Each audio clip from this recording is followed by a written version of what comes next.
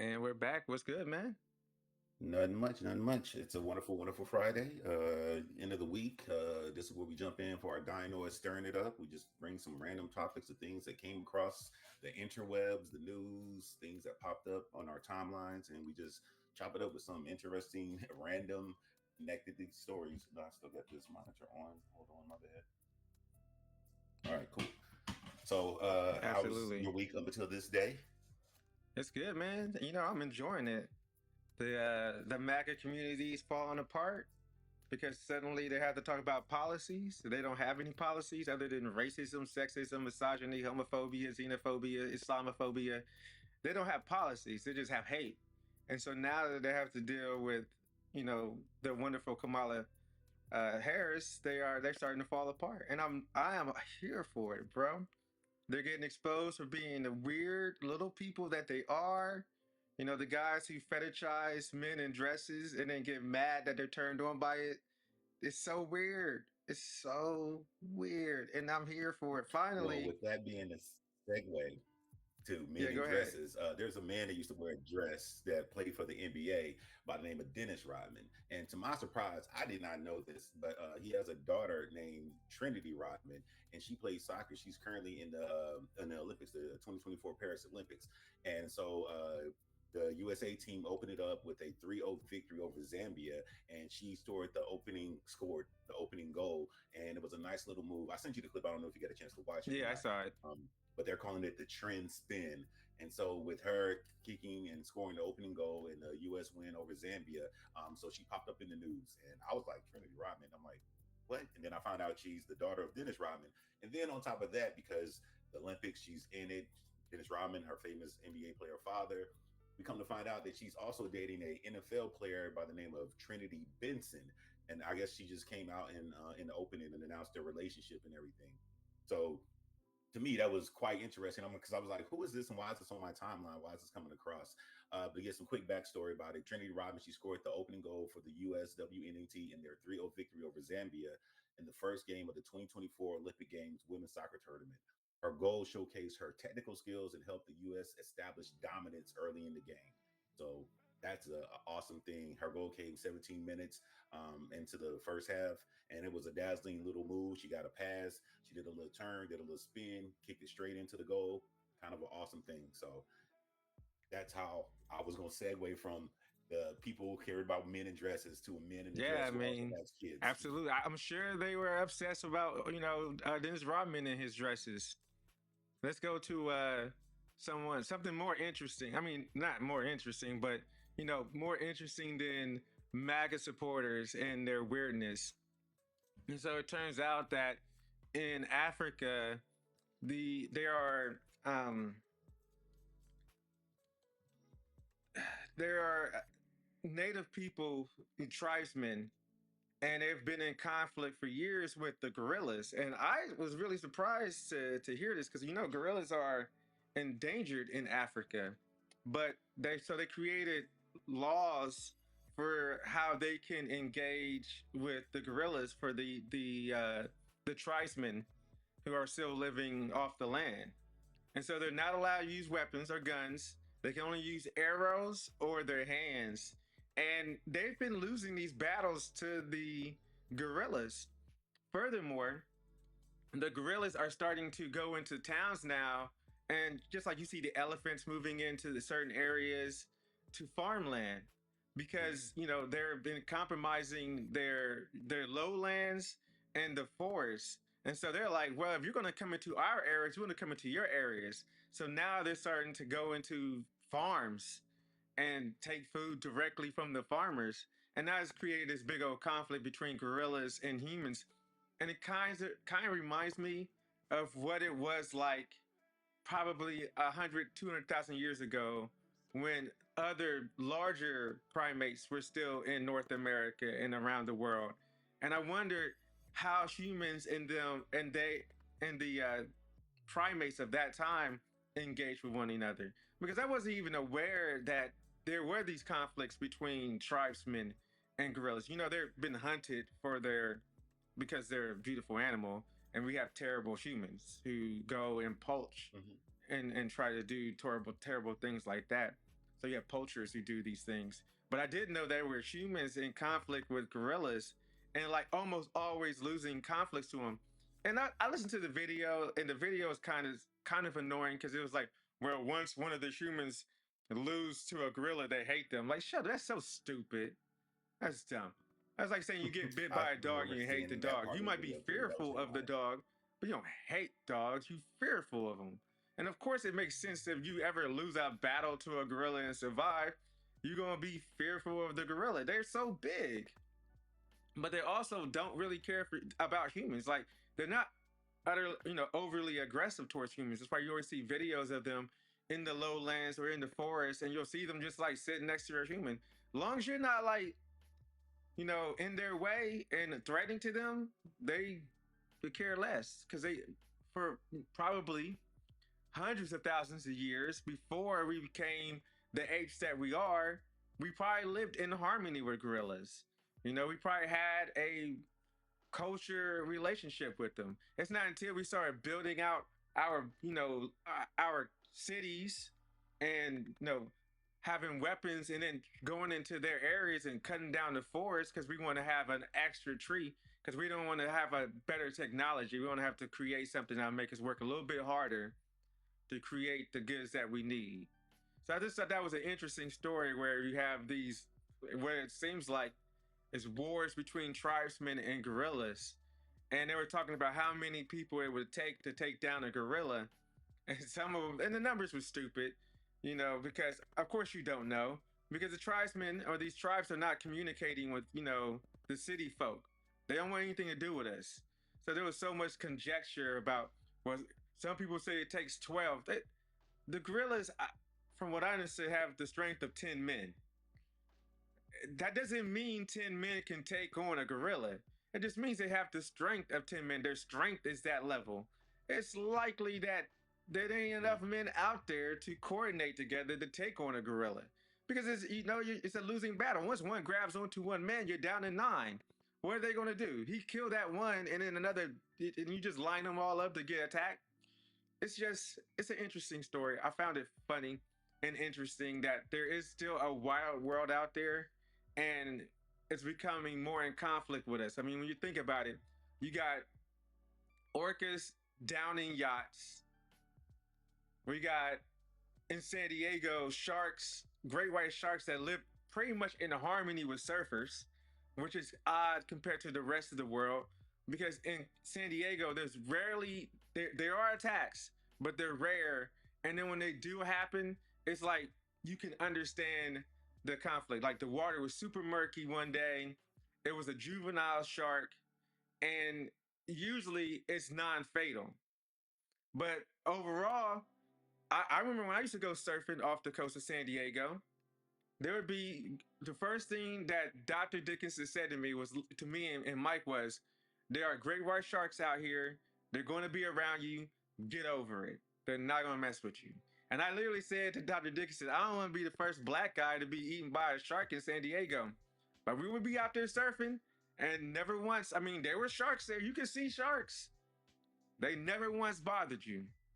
It's very interesting because this is very odd. This is not particularly the behavior that you see in other countries. In Australia and off the coast of Africa, which have some of the same conditions that San Diego has, cold water, murky, turbid, hot, lots of waves, they have much more shark attacks, fatal shark attacks, like where people are completely eaten by sharks.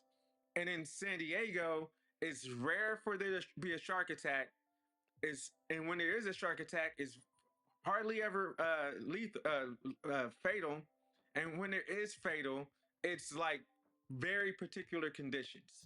And they showed video where there was hundreds of surfers and like 30 great white sharks just like swimming around them, looking up at them, coming by them, and then swimming away once they figured out what it was. And my theory is because off the coast of Africa and in Australia, they put these nets up. They try to keep sharks away from them, so sharks are not used to being around them. In my theory, where in San Diego, we don't do any of that. We don't We don't go after sharks. You're not allowed to fish for sharks off the coast of California because they're considered a protected species. So surfers and sharks are in the waters with each other all the time. And so they're used to each other's presence and they're not aggressive towards one another. The surfers are not being aggressive or being crazy when they're around the sharks.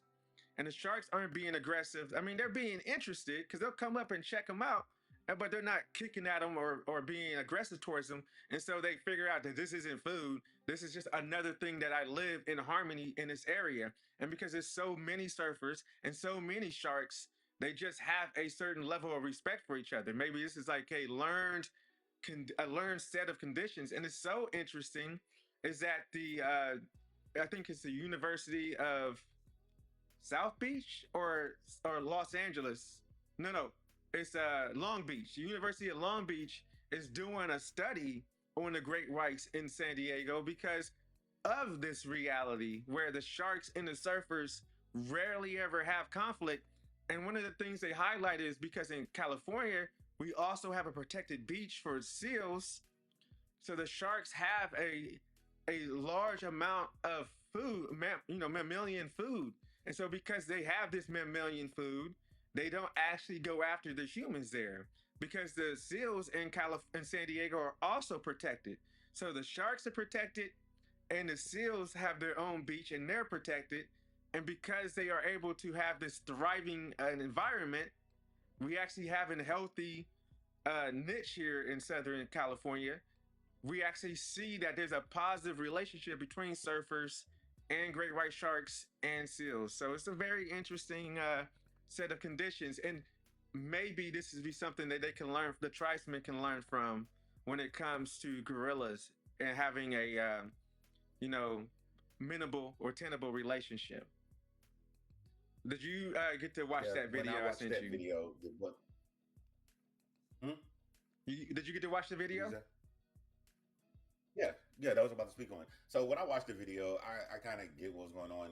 My big thing is it's the new modern world that we are trying to implement certain things, and the people that would probably be traditionally able to live and coexist with the gorillas there because we put certain things in. And when I say we, I just mean the modern human. About this is a protected species because unfortunately other humans have almost hunted them to the brink of extinction. I think in Mm-hmm. one part they were saying how this one tribe was living in this area, and this area it was 1,000 of this one type of species of gorilla, but because they wanted to put them protected, they then moved the actual humans from that area that they had basically inhabited since basically the dawn of time. So it's one Mm-hmm. of those things like, do you actually remove some people who probably have the ability to live in the same place with this animal, or do you protect this animal at no matter what cost, even if the living conditions that you're going to take these people from who are basically kind of semi-nomadic, they stay in the area for a certain amount of time, but they kind of rotate around a certain territory, but then you take them and you put them in certain areas of dilapidated housing, tin roof housing and stuff, because you don't want them there interacting with the gorillas because you're trying to protect them. But now you've changed these people whole culture and way of life, that even in the video they stated that the people said that they do not like the conditions that they're being forced to live in because they can't go back to the land that they basically had traditionally had. So that was one of those things that I did find like, I don't know.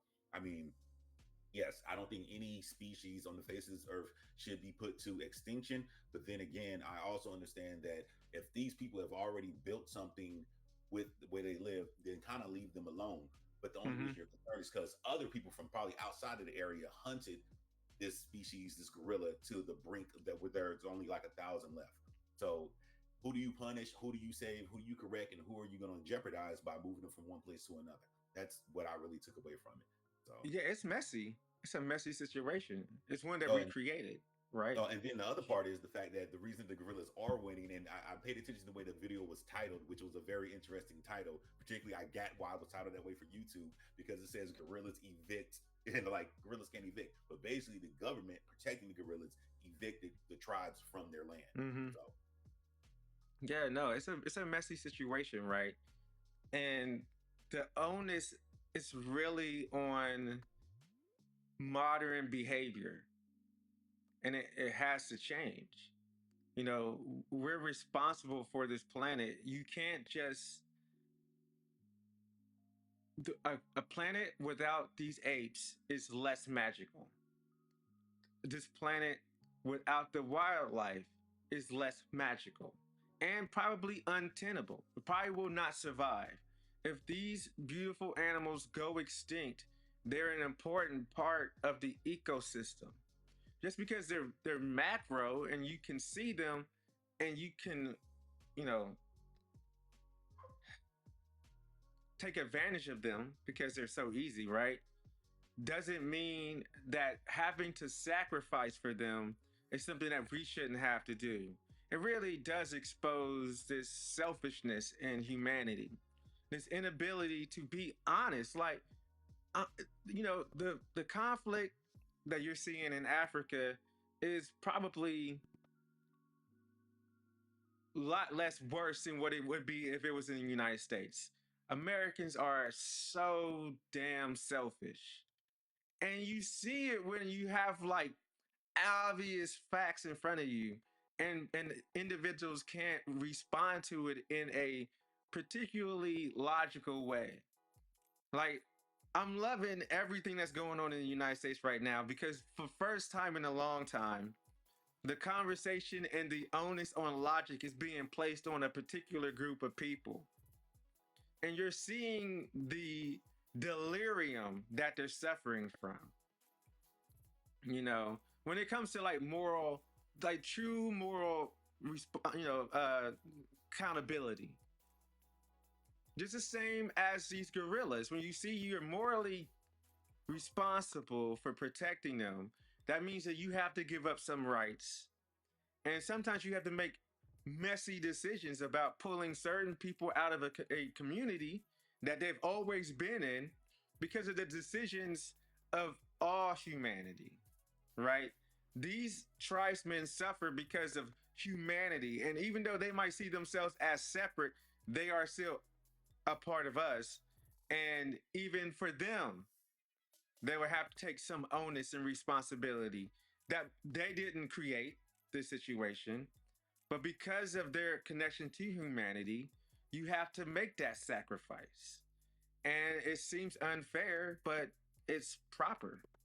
And I think a lot of people in the United States are realizing that as well right now because there are just some absurd things being said. Like, I mean, I don't want to get into the politics, man, but I got this message that I just read. I mean, I want to, this message says it all, right? So I'm just going to read the message and we're not going to talk about it more than that. But the message was this. The guy said, Democrats' morals are the illusion. And my response to him was like, yeah, healthcare, affordable housing, living wages, the freedom from healthcare debt, women's rights, protecting children from guns. Yeah, those morals, my God, they are just out of touch with reality. When you see what I'm talking about? Like, this is you have to be in such a state of denial of the environment you're in to not actually be able to recover from the pain of losing something when logically you shouldn't have it. And so protecting the gorillas is important because they are a profoundly unique species. Just like China jumping, just going through the hoops trying to save pandas. It's not because pandas are a profoundly unique species. One that without the help of humans probably would go extinct because they picked a food that has like no nourishment and they will only eat this food. If like any other I guess they're marsupials, right? But They have a pouch where the animal goes into. No, they're not marsupial, but they're born are like these little dots, which would be marsupials, because you see how like a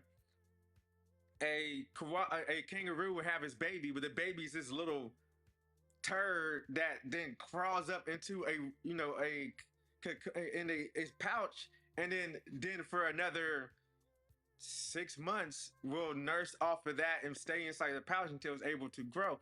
Unlike the panda, which is a mammal, but it still has this little dot thing that just attaches itself to itself until it can then become large enough to live on its own. And because of the ways that we destroy the environment, it makes it almost impossible for this animal to survive without human intervention. So it's just interesting to see the world and see how our actions have really compromised it. And now the sacrifices we'll have to make to redeem ourselves. Um, yeah. With that said, we can segue, which is a bad segue, right into Kevin Spacey's, house. I mean, maybe this is not a bad segue. This dude has way too many houses, which is kind of selfish. And the fact that I guess this one it was $3.2 million. I couldn't tell where this was, but it definitely did not seem like it was in the United States. Yes, it's in the United States. So, actor Kevin Spacey's his Baltimore waterfront condo is a 5-level, 9,000 square foot property was sold at auction for $3.24 million. $3.24 million. 5 levels. Not 5 levels. Yes. That is crazy. So he it's has his located. own floating home. Well, it's not floating. It's at the waterfront, down by the Inner Harbor. If you've been to Baltimore, the area will be somewhat familiar. But there's basically like a condo row, and the city of Baltimore has a lot of renovations going on. I mean, every city in America, for the most part, once gentrification and all that stuff hit, they all got new areas. Waterfront property is exclusive. So he had this place. He bought it back in 2017 for $5.65 million. And this is also when he was playing in the one show, what, Succession, I think it was called, maybe? No, he was on the Netflix show. Let me go ahead and speak more on it. I'll give you the name of the show. On the one major show, but when all the allegations for his sexual assault and all those things came out, he's been having a hard time basically trying to get any other new or current acting gigs in the Hollywood community. And so he was unable to pay for this, so it went into the foreclosure. When it went into foreclosure, shortly after that, it was going to be sold at auction. And basically, the winning bid was significantly lower than the original price. And the condo, just to give a quick description, has 6 bedrooms, 7 full bathrooms, 3.5 baths, a chef's kitchen, a home theater, a sauna, a billiards room, and also an elevator. So because he is unable to work, and he does have this property, because I guess when they were shooting a lot of the show, I keep saying it was Succession or West Wing or something like that. It was a House of Cards. Huh? House of Cards. House of I know it was a political show. But that is the reason that ever since that show ended and he can't get another job, that is why he was unable to pay for this, and then it had to go into foreclosure. It was just another big trending thing that was popping up, especially with the whole change of the way certain cities are changing stuff. And then you can say that people can have this super expensive property that they don't live in, that they can decide, especially if you are somewhat well off, that you are not going to pay for it no more. And then somebody got a nice little decent deal on it. So they got a nice little waterfront property for less than the initial purchase price that he paid for. So I mean, it's still overpriced. $5 million or $3.25 million. 5 stories. How much space do you need as one little human? But that's that's a bit absurd right there. Be comfortable. I mean, yeah. How comfortable? I mean, Kenny, I don't need that much space. 5 levels, and that place looked like a. I thought that was an apartment complex. I thought that was a condo complex with multiple housing units. I did not know that was just his one place. It is multiple condos, but he owns like one big section of the actual condo. So okay. So it's sections. Yeah, but he owns, that makes more sense now. Then, if you see like one color scheme of one part of that building, basically he roams from the ground all the way up 5 levels, basically. So that's way too much space. That's crazy. Parties, have get-togethers, have family. You think about it. You're the rich, famous family Kevin Spacey. I don't know if he has family, and I definitely know he doesn't have kids. And he in there by himself, maybe with a mate. That's it. That's still crazy. Like Tupac said, he says, why do you have a house with 10 bedrooms in it and it's just you by yourself? It's not you and all your family and your family's family. No, it's you by yourself. I can understand it if you had like a 12-bedroom house and your entire family lives there. Your children's live there. Everybody's living in this one house. That I can understand. And that makes sense. But these houses that are huge have hundreds of acres of land and there's 2 people living there, sometimes 1 person. Yeah, but people That's want their just space. that's Not absurd. everybody With the fact that wants we to don't be have around enough other people housing. all the time. You said what? I said some people want their space. Not everybody wants to be around other people all the time. Again, Kenny, I'm sorry. That's not how it works. You can have your space if everybody has a space, but not everybody has a space. Yes, And that is that is true, and that's where it lies. unfortunate. And I'm But not talking about that your would be 2-bedroom house or your 3 bed. I'm talking about there are mansions that take up large swaths of land, which could be incorporated to make multiple housing for people. And yet somehow this person feels like they should get this whole mountain to themselves. I disagree. It's selfish. It's just selfish. I don't. No I matter agree how that you it try to is sell selfish, it. but there are people that want to do that and will do I that. know So there's that's people, of unfortunate. course. You don't think I would want to do that?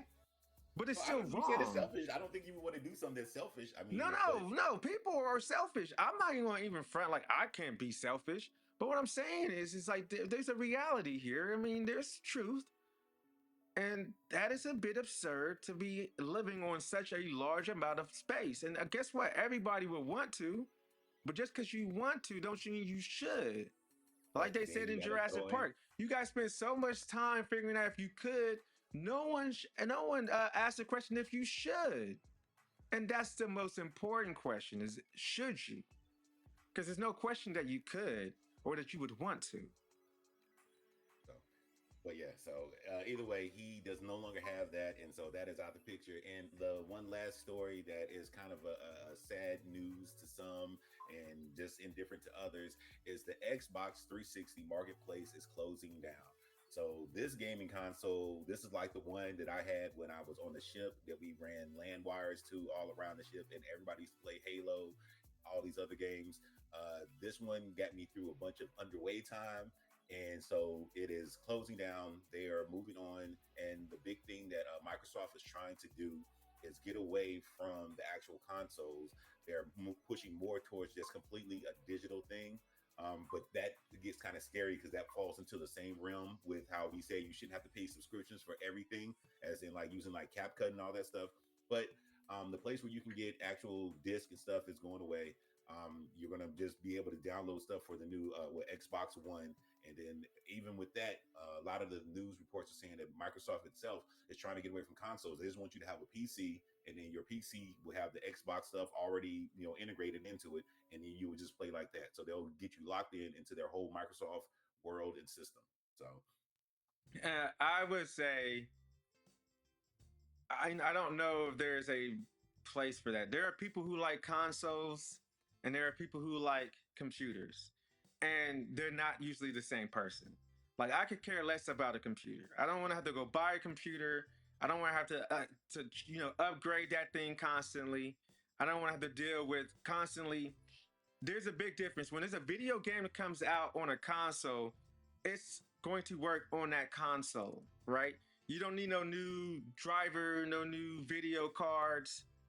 But when it comes to computers, when they make a new game, they don't take in consideration the video cards. They're like, oh, we want this to play on, a 2077. Well, you might have a 2077. You might have a 2070. And they want it on to be the 2777 video card. Okay, well, now you have to go get a brand new video card. So you're not buying just the game, but you got to buy the video card. And then you have these scalpers now who are raising the cost of the video cards as soon as it comes out, because they know that for you to even engage with your system with these new games, you have to have the video card. So I can buy this video card and sell it for $1,000 and make a killing on it. And therein lies where the problem is. I don't want to deal with computers. I've learned that after 2019, I don't want anything to do with them because I saw exactly what scalpers did. And I ain't gonna lie, I was lucky. I got up late this is exactly how it happened to me. I got up late. I heard that the Xbox Series X was for sale. I opened my iPad. I clicked on the button. I bought it. I didn't know other people were having problems. I didn't get up early in the morning, get in a line. I literally got up late, clicked the button. It was in my thing. I checked out, had no problem. Then I was getting phone calls from people like, yo, man, I can't get this. I'm not getting a chance. There's no way for me to get this. What's going on? And I'm like, what are you talking about? I had no problems finding this, you know. I had no problems even getting into my cart. Same thing when it came to Cyberpunk 2077. Bought the game, never had any problems. I mean, there were glitches and it would crash once in a blue moon, but I never had any T-posing. I never had any graphic issues. I just had what you sometimes have with video games, you know? There's a little buggy until they come up with an update. Never had any issues. Then they came out with the PlayStation 5. Once again, I got up late, clicked on the button, put it in my cart, bought it, and then I realized that people were having problems getting it. I can't get it. Oh my god, these scalpers bought them all. Now I will admit, I got it for my daughter, but her mom bought her one, so I sold mine for like $800, $900. Okay. You know, Nothing but wrong with that. I was going to keep it and give it to her as a gift for the season. I was not thinking that people were having problems getting it. You know, it was just one of those situations. That's why I would much rather deal with consoles because I can keep that console for its lifetime, which the Xbox 360. Man, I have so many memories of Halo. Me and Mike getting together, playing Halo, some of our funnest, best games ever. I mean, till this day, we still have jokes about things that we did in that game together. I remember once me and Mike were playing and our entire team quit. So it was me and him versus a whole team of people. And we were destroying them. Because we would just go hide in this little room. We were playing, I think, I don't know, some board that had this building. Me and him went and hid in the building and was just dropping them as they kept coming in. So then their plan was to regroup at the beach. So me and him went and got on top of the building and were just sniping them as they were running to the beach. Just dropping them as they were running to the beach. And then one time we were playing a big team battle, and we died next to each other. But we died, and we were holding each other's hand. It looked like we were holding each other's hands as we went down the hill. It was we did a video capture of it, and I still have it somewhere of me and him dying and flowing down the hill. It looked like we were holding hands. Funniest moments, you know. We just had All right. the best fun. Halo was a great game. I don't like it now. But Halo was a fun game then, man. I really had fun. I had so many memories of playing Halo. I mean, I remember one game where I got an award. I had 130 kills. I had every medal you can get in the game. Me and him got in the Warhog and destroyed his team in big team battle. We were just mowing them down until someone threw a bomb and made our truck go off the edge of the base, and we ended up dying. But another fun memory, you know. So it's kind of sad that the Xbox 360, which is so pivotal to like my 20s, is now closing its doors. So many people have memories of it because some of the best games were on that console. Games that you can't find today. Like one of my favorite games is Wet. If you ever played that game, you know what I'm talking about. It's called Wet. And so it was a shooter. It was like a first person shooter.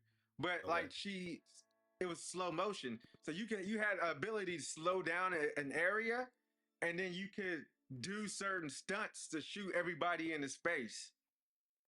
It was like a stunt first person shooter. It was very unique.